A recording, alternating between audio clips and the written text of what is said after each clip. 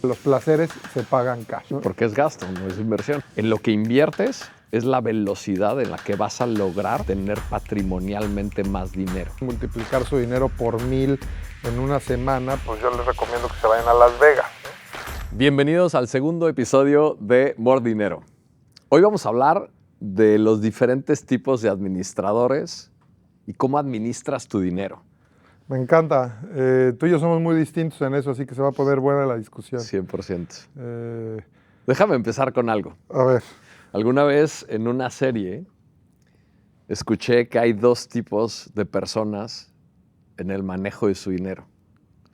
Los que son extremadamente ordenados, que son by the book, apuntan cada uno de sus gastos, tienen absolutamente todo el conocimiento de dónde se va su dinero, llevan un presupuesto, absolutamente cada uno de esos renglones.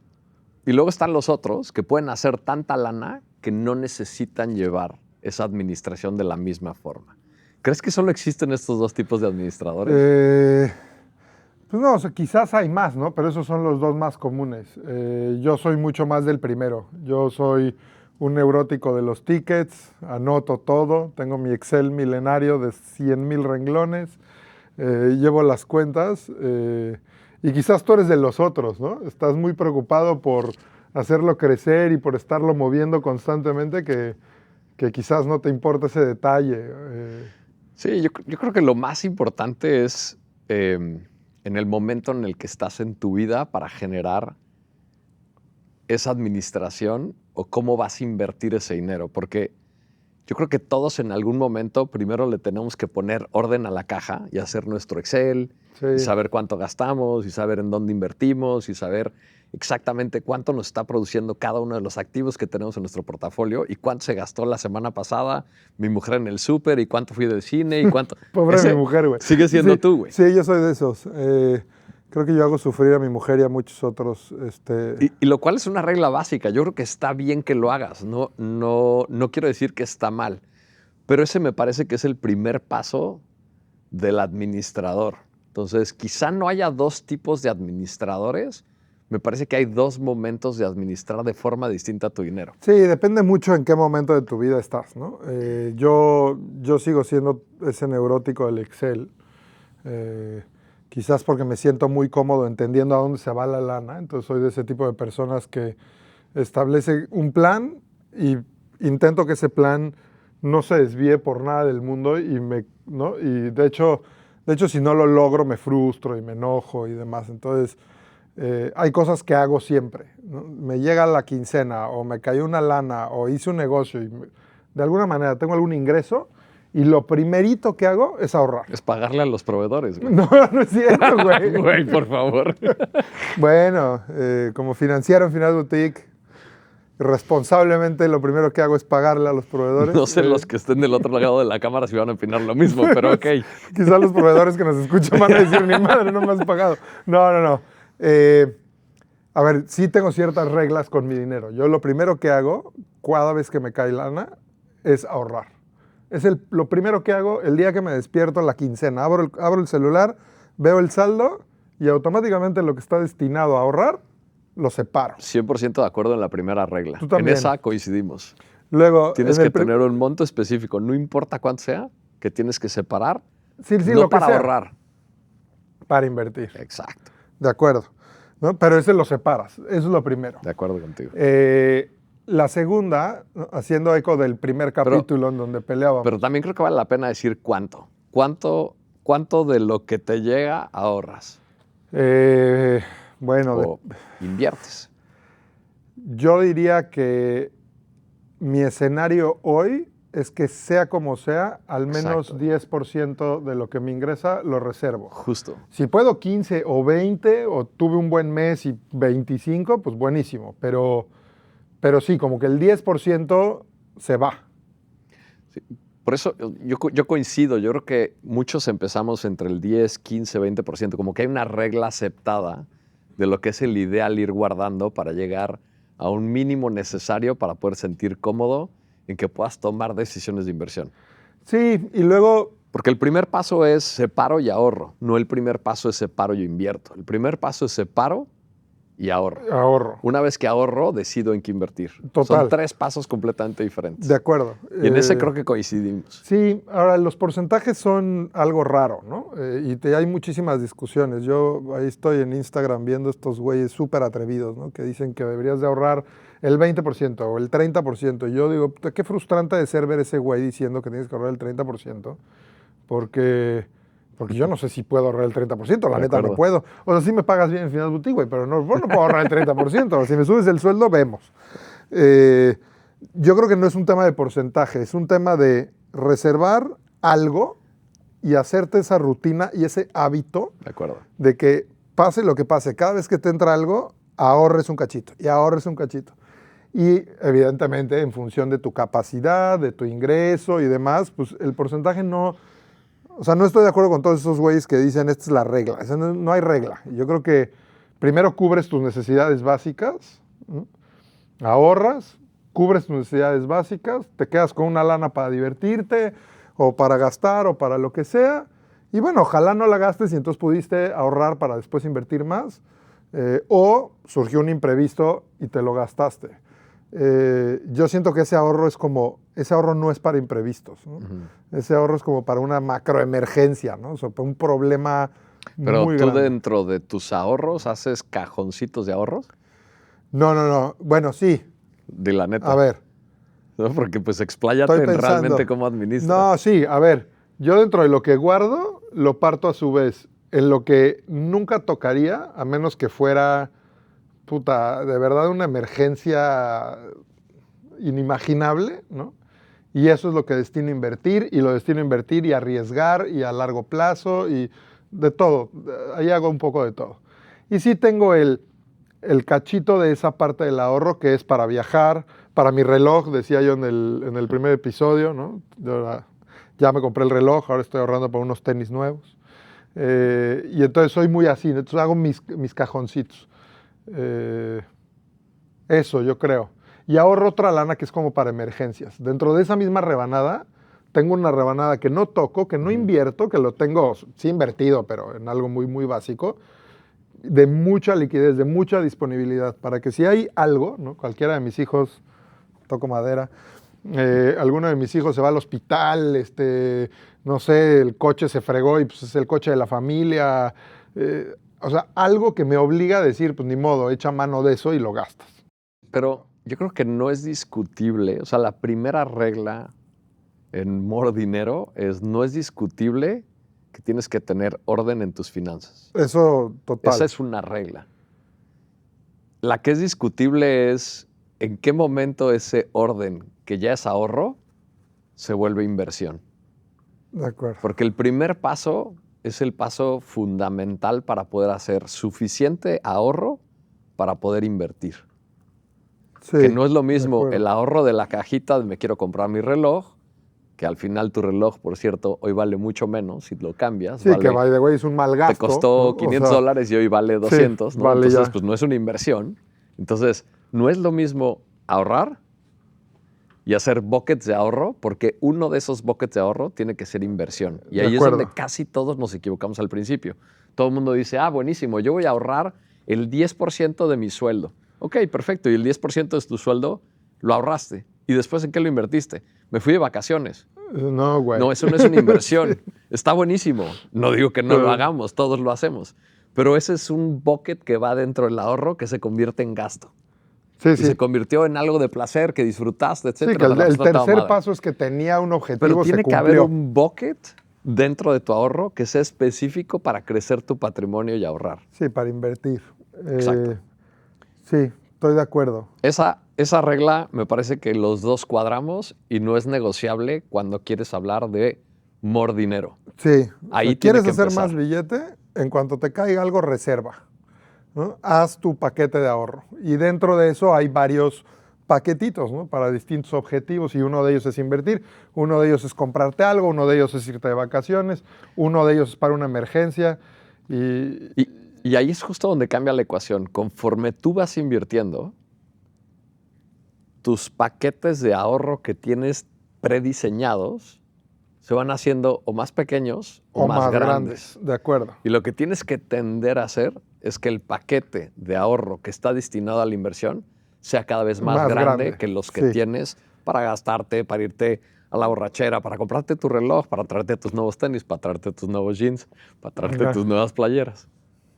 De Eso acuerdo. es lo que hace completamente diferente Un día la les forma en la contamos que la historia de nosotros las playeras, invertimos. pero yo me las compro en paquete de 10 y me salen muy bien.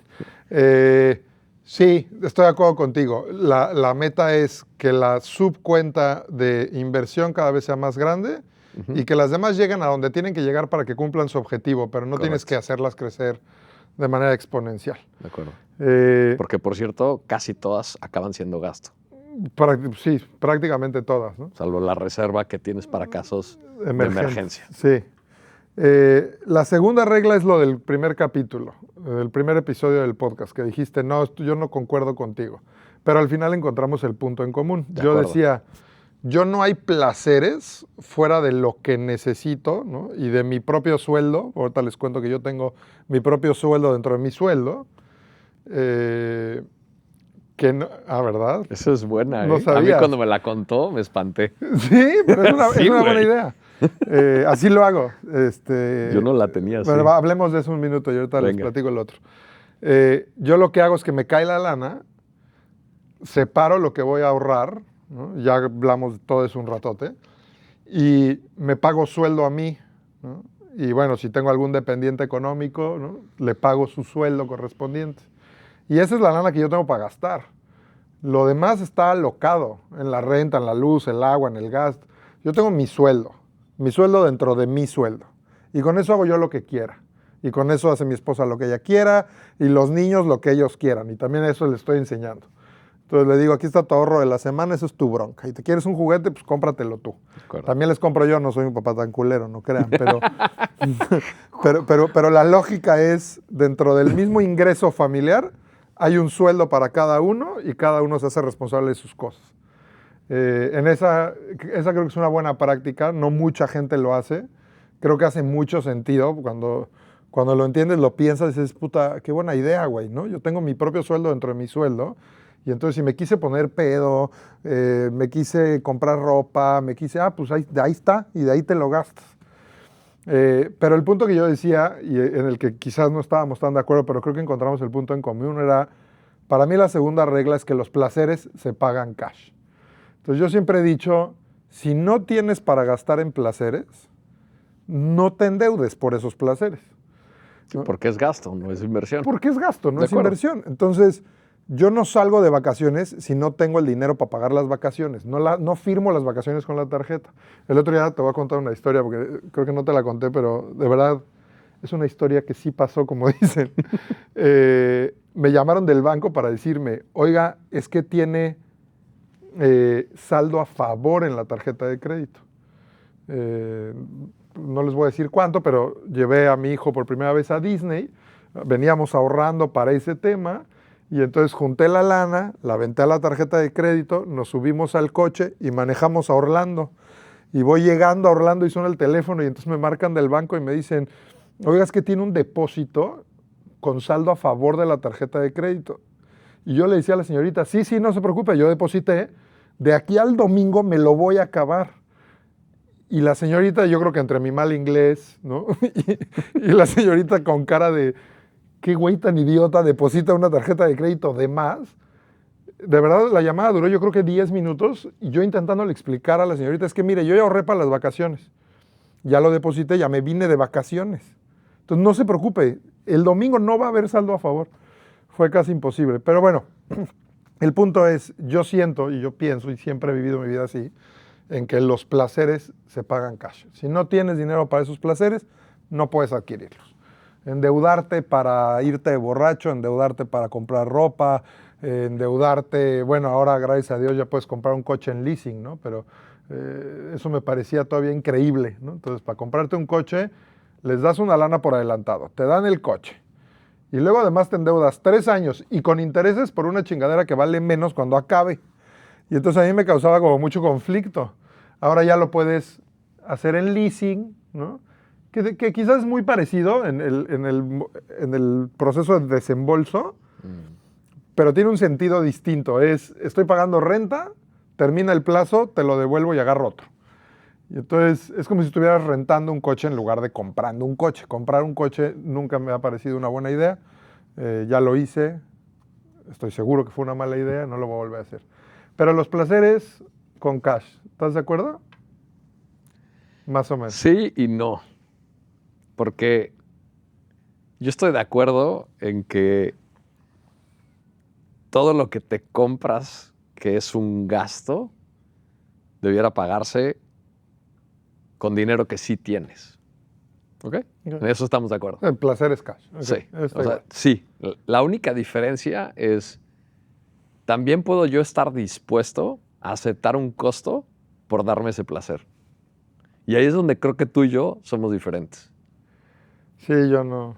Porque eso no solamente aplica para cuando tú decides gastarte algo, sino puede aplicar también para cuando decides invertir. Cuando pasas del ahorro a la inversión, hay un velocímetro que hace que efectivamente tengas más lana o menos lana. Esa velocidad de cómo inviertes es lo que te produce que efectivamente puedas tener un crecimiento patrimonial. Y no solamente agarres de tu ahorro, hagas una inversión, te gastes todo tu ahorro en cosas que no te producen y entonces otra vez lo que te produjo la inversión lo regresas al bucket del ahorro para volvértelo a gastar. Y eso es el rat race. Alguna vez lo platicamos en uno de los episodios. Ya lo dijimos, sí. Bueno, justo es lo que me refiero. Cuando empiezas a tener la capacidad de ahorrar y tienes orden en tus ahorros y en tus finanzas personales, pasas a la caja de inversión. Cuando pasas a la caja de inversión, en lo que inviertes es la velocidad en la que vas a lograr tener patrimonialmente más dinero. De acuerdo. Y si esa velocidad no es suficiente para regresarte a tus cajas de ahorro y tener esas cajas de ahorro en orden conforme van avanzando tus hijos en la escuela, que te van a pedir más colegiatura, conforme tus hijos quieren ahora clases de fútbol, cuando tus hijos quieren clases de baile, Puta, ahora etcétera. quieren perro, güey. Entonces ahora tengo que conseguir un perro. Si eso no tienes en la capacidad de ahorro, es donde nuevamente el ahorro se convierte en gasto y se convierte en deuda. Entonces, en ese cruce de ahorro e inversión, tienes que tener la capacidad de ser lo suficientemente rápido para que lo que pase en tu vida personal no sea un impedimento para regresar y entonces volver a volver a hacer... llenar las bolsitas. Exacto. Y ahí es donde se genera el maldito rat race en el que todos hemos tenido muchas experiencias, en el que a muchos nos cuesta salir y que todos siempre en algún momento decimos, pero ¿cómo puedo salir de esta si de todas maneras ya estoy endeudado y debo esta y debo esta? Y esa velocidad es justo el pivote que hace que tu dinero que tenías ahorrado en una buena inversión se convierta en una inversión patrimonial, que es el cuarto punto. Tengo mis cajas de ingreso, mis cajas de ahorro, mis cajas de inversión, y después lo convierto esa inversión en una inversión patrimonial, que es completamente distinto. Y ahí es donde hace sentido el tema del real estate. Sí. Quizás hay que ahondar un poco en este concepto de los placeres, ¿no? Porque de pronto ahí es donde está en mucho la confusión cuando yo digo los placeres se pagan cash. Yo siento que, me parece que es muy importante entender qué es un placer y qué genera placer, pero no necesariamente entra en la caja, ¿no? Entonces, comprarte una casa, pues no necesariamente es un placer, en parte es una necesidad. En parte no, pero en parte lo es, ¿no? Sí. O sea, comprarte ropa es una necesidad. Comprarte la ropa de marca de moda o los pinches zapatos incómodos porque son los zapatos de moda, eso es un placer. O sea, ahí es donde yo choco mucho con la gente. Entonces yo digo... Puedes decir, choco mucho contigo. No choco mucho contigo. No, porque yo no creo que tú seas tanto de marcas ni demás. No, pero hay cosas que te compras que te dan el siguiente paso. Sí, en tu o sea, yo hay cosas en las que no concuerdo contigo, como salió el nuevo iPhone, vamos a comprarlo. Y yo digo, bueno, pero es que el mío tiene un año, jala perfecto, jala prácticamente igual que el nuevo, la mejora para mí en mi mente pues es marginal, entonces digo, ¿para qué voy a comprar el nuevo iPhone? O sea, pues que al menos pasen 2 o 3, no necesito el más nuevo ahorita. Y ahí es donde quizás tú sí haces el gasto. Entonces dices, no, sí, quiero el nuevo iPhone, ¿no? O no sé. Sí, pero a lo mejor ni siquiera me lo estoy comprando por tema de estatus, ni me lo estoy comprando porque, no sé, me parece un teléfono mejor. Sí, te parece mejor, pero no necesariamente lo es. O sea, bueno, sí Quizá lo me es. lo estoy comprando porque igual el que ya tenía se trababa y esos 2 minutos que se trababa me parecían completamente fuera de lo que yo necesitaba para poder seguir Sí, haciendo yo me otras espero cosas. los 2 minutos hasta que se destrabe. Exacto. Y eso es Oye, va justo... a pasar en el podcast que todo el mundo va a creer que yo soy un miserable, pero no soy un miserable. O sea, gasto y gasto bien. Tengo varios placeres en los que no tengo un presupuesto definido. Eso también puedo explicarlo. Exacto, justo. ¿No? Yo, Pero, comida, bebida. ¿por Me qué no gusta te comer y mueves? beber bien. Pero ¿por qué no te mueves ya del tema de placeres? De que hoy Ya está estás bien. contento y quieres hablar del tema al punto de inversión, ¿no? O sea, ¿por Ok. qué no nos movemos a cómo ya tienes tus cajas de ahorro? ¿Ya lograste ahorrar? Coincidimos en que los placeres se pagan cash. Gracias. Aunque si estás dispuesto a aceptar un costo por ese placer, Qué bueno que quedó grabado también que lo te puedes convencí. hacer. Ok. Quedó grabado que te convencí. Éntrale al tema de inversiones. ¿Por qué no? Porque ahí es donde me parece que no solamente se trata de administrar. Administrar tu dinero es un ciclo completo. Es cómo me llegó ese dinero y qué hice para producirlo. Cómo lo ahorré. Después de que lo ahorré, cómo lo invertí. Y cómo logré que esa inversión, en lugar de que se volviera gasto, me produjo mayor ingreso. Ese es el ciclo de un administrador. ¿Cómo ves, o sea, cómo le entramos al tema de invertir? ¿Desde el punto de vista de los perfiles o de lo que te gusta a ti, de lo que me gusta a mí? Yo creo que tiene que ver, para mí hay 2 variables en el tema de inversión muy importantes y que no tienen que ver nada con el monto de dinero. Tienen que ver con la capacidad de aceptación de riesgo, esto es, qué Tu tanto perfil de estoy riesgo. dispuesto yo en mi caja de riesgo, ¿no? ¿Qué tanto estoy dispuesto a arriesgar ese dinero que me ha costado tanto trabajo ahorrar y ahora decido invertir? Y segundo, ¿en qué momento de mi vida estoy para tener ese logro que quiero hacer con esa inversión? Porque son completamente diferentes. Y ahí es donde me parece que yo hablaba al principio del programa de, no sé si necesariamente hay 2 tipos de administradores o hay 2 momentos o hay varios momentos en la administración de tu patrimonio. Sí, creo que todo depende de cada momento, pero me gustan esos 2. Una es el perfil de aversión al riesgo. Correcto. Es el básico. Y el horizonte de inversión, ¿no? El horizonte de tiempo para lograr lo que estás esperando. Quizás añadiría como el punto de inicio, ¿no? A mí, mis vidas pasadas, hablábamos mucho con los clientes y les hacíamos esos exámenes, ¿no? Y esos cuestionarios de perfilamiento y demás, pues lo que intentan un poco es poner al cliente en una cajita, ¿no? Para poderle recomendar algo que haga sentido. Y eso justo es el momento en el que estoy en mi vida. A eso me refiero. Cuando tú perfilas a un cliente es entender qué quiere, Exacto. para qué lo quiere y cuál es la finalidad de ese dinero y en esa inversión. Sí, ¿para qué está ese dinero? Después muy inteligentes, ¿no? Porque te marcaba el cliente para retirar, le contaba a nuestra productora. Y entonces le poníamos etiqueta, ¿no? Al objetivo. Entonces decía, 1 millón de pesos para Juanita, ¿no? Mi hija Juanita. Y entonces era muy inteligente porque cuando la clienta llamaba y decía, oye, me urge lana, ¿no? Pues nosotros nada más contestábamos, claro que sí, señora, lo sacamos de la Universidad de Juanita, ¿no? Del coche de Pedrito o de las vacaciones para la familia. Puta, pues les partías el corazón, güey. Entonces no te retiraban porque decías, no, entonces mejor quédatelo, ¿no? Tienes que escoger a qué hijo no le vas a pagar la escuela por estarte gastando la lana. No, pero tienes razón, son 3, ¿no? Entonces, aversión al riesgo, horizonte de inversión y objetivo, ¿no? ¿Para qué lo quieres? Venga, me gusta. ¿Qué vamos a hacer con eso? Yo creo que cada persona es muy única en ese sentido. Todos tenemos distintos objetivos. Este podcast se trata de cómo hacer más dinero. La verdad es que a mayor riesgo, mayor rendimiento. Eso es un principio fundamental de las finanzas. Entonces, si quieren hacer mucho dinero, ¿no? Si quieren multiplicar su dinero por 1000 en una semana, pues yo les recomiendo que se vayan a Las Vegas, ¿no? En esa misma magnitud es el riesgo. Puede ser que automáticamente lo pierdan todo, o puede ser que lo ganen, ¿no? Lo que pasa es que está muy peligroso. Creo que eso es muy importante tocarlo. Las expectativas también tienen que estar acorde un poco a cómo está el mercado. Entonces la gente tiende a decir, es que yo quiero que este dinero, no, pues que al menos me dé 20%. Y yo, oiga, pero si la tasa de referencia está al 4, ¿no? O al 5, ¿no? O al 8, pues ¿cómo le voy a dar esa cantidad de dinero, señora? Pues no nos va a alcanzar, ¿no? No nos va a dar, no existe una varita mágica. Y eso está directamente relacionado con el plazo. Entonces, ¿cuánto tiempo estás dispuesto a invertir, ¿no? En función de lo que quieres ganar? Me parece que es muy importante, ¿no? Tener claro el objetivo y saber en cuánto tiempo quieres lograrlo, ¿no?